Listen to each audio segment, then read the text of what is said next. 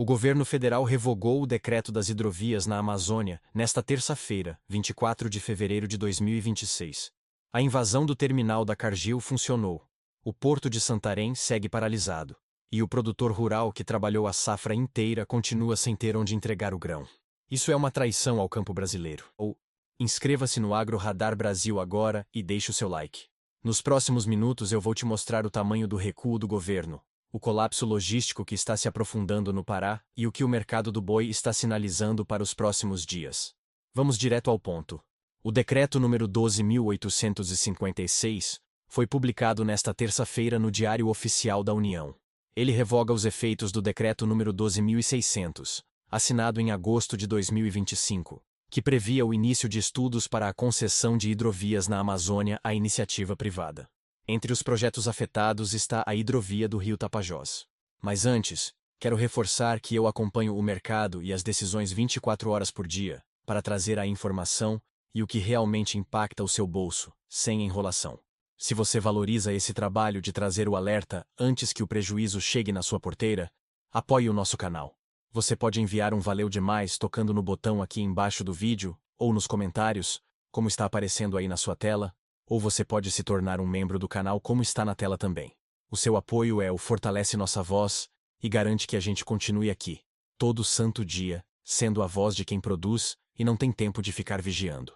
A decisão foi anunciada pelo ministro dos Povos Indígenas, Sônia Guajajara, e pela Secretaria-Geral da Presidência, Guilherme Boulos. O governo afirma que a medida reflete o compromisso com o diálogo. Na prática, o que aconteceu foi diferente. Uma invasão violenta a uma empresa privada resultou em concessão do governo federal em menos de uma semana. A mensagem que isso manda para o Brasil e para o mundo é grave. Quem invade terminal portuário, derruba portões, coloca fogo em patrimônio privado e bloqueia o escoamento da safra por 31 dias, recebe como resposta a revogação de um decreto federal. A ordem judicial de reintegração de posse segue descumprida. E o porto continua fechado. A Cargill informou que as operações seguem inteiramente interrompidas. Funcionários buscaram abrigo em áreas fechadas até que a evacuação fosse realizada com segurança. O terminal permanece ocupado. E a empresa informou que obteve decisão judicial para a desocupação da área, mas que mantém contato com as autoridades para o cumprimento da medida. O escritório da Cargill em São Paulo também foi alvo de vandalismo nesta semana. Um grupo vandalizou a fachada do prédio onde funciona o escritório da empresa. As ações se espalharam para outras cidades, incluindo períodos de acampamento em Brasília. E o governo respondeu cedendo ao invés de fazer cumprir a lei. Agora vem o impacto direto no campo. Com o terminal fechado e a ordem judicial ignorada, o produtor de Santarém, Belterra e Mojuí dos Campos está com os armazéns das fazendas lotados. A nova safra não tem onde chegar. E o escoamento do Mato Grosso via BR-163 segue interrompido. A conta está sendo paga por quem planta, não por quem invade.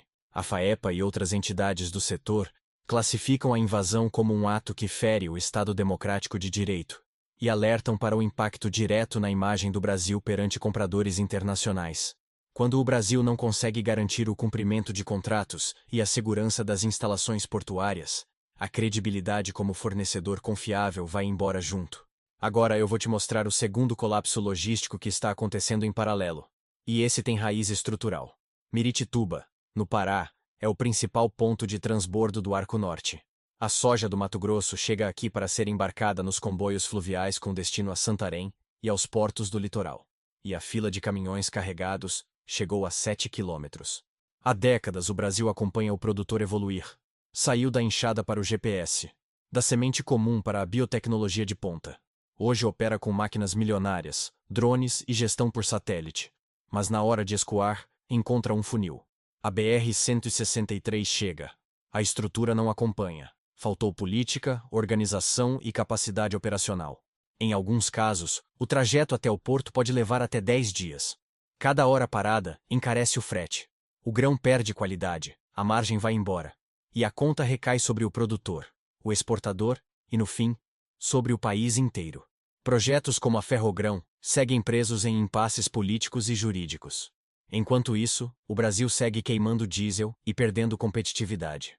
O Brasil produz como gigante e transporta como amador. Num mercado global a preço, poucos dólares no custo logístico decidem contratos.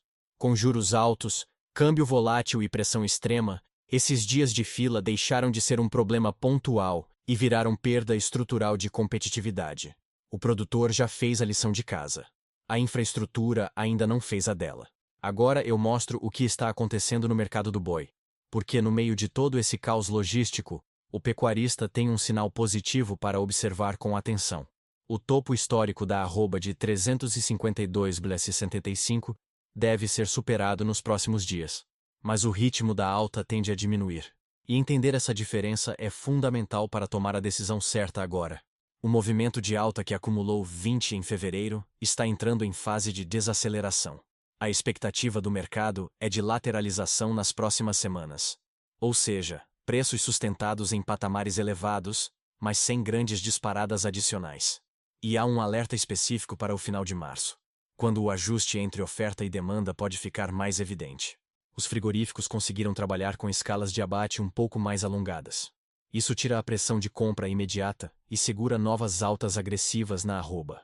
A transição das águas para a seca também começa a ditar um novo ritmo de oferta de animais terminados. O mercado está lendo esses sinais e ajustando as expectativas. O consumo doméstico de carne bovina segue enfrentando o desafio do poder de compra da população. Isso limita o repasse dos preços da arroba para o varejo. Mas as exportações continuam sendo o grande suporte para os preços, com volumes embarcados mantendo patamares elevados, especialmente para o mercado chinês. A demanda externa segura o piso. O ponto de atenção para o pecuarista neste momento é aproveitar os custos de insumos que estão em patamares favoráveis no início do ano para garantir a margem.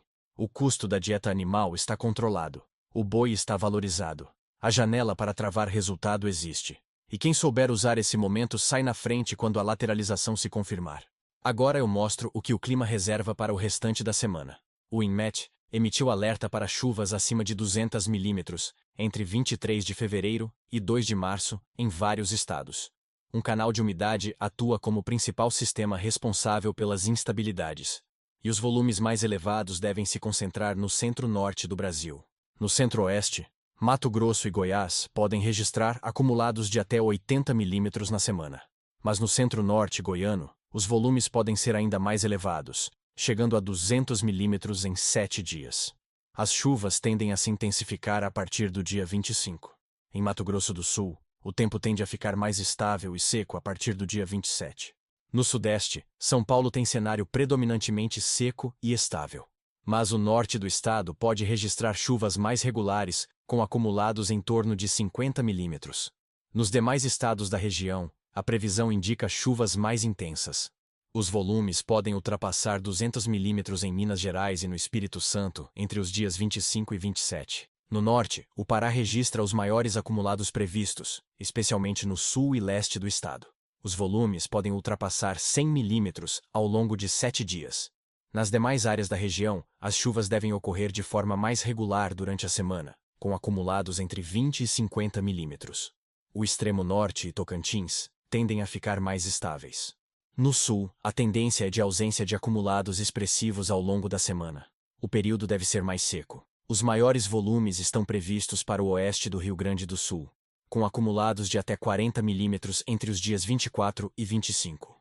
O INMET projeta declínio das temperaturas mínimas nos dias 26 e 27 de fevereiro na região.